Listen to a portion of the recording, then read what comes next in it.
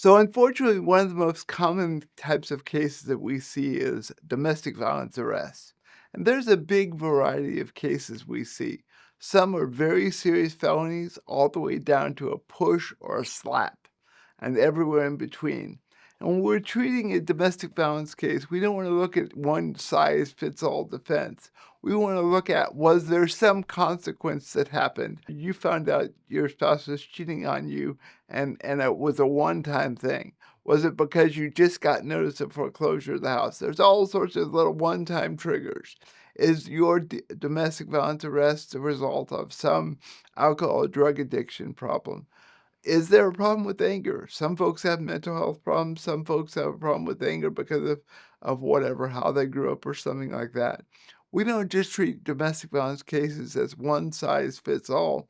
At Strongest Defense, what we do is we look at each individual. We see whether they're wrongly accused or rightly accused.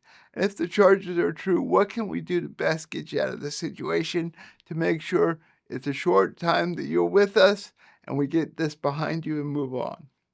One of the most common defenses we see to a domestic violence arrest is when the other person's just flat out lying about you. Now, the reasons they might be lying are most commonly one of two things. Either A, they're in some other affair with somebody else, or B, more likely, they're about to file divorce and they want to have an advantage in the divorce case. You see, if you're convicted of domestic violence, you can't possibly obtain spousal support against the other side.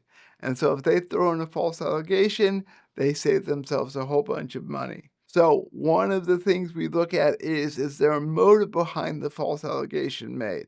Is there a reason? And then we drill into that reason, we get the defense, and we show the court that this is a baloney allegation, this is not true, and it's done because they're trying to gain some advantage in divorce court.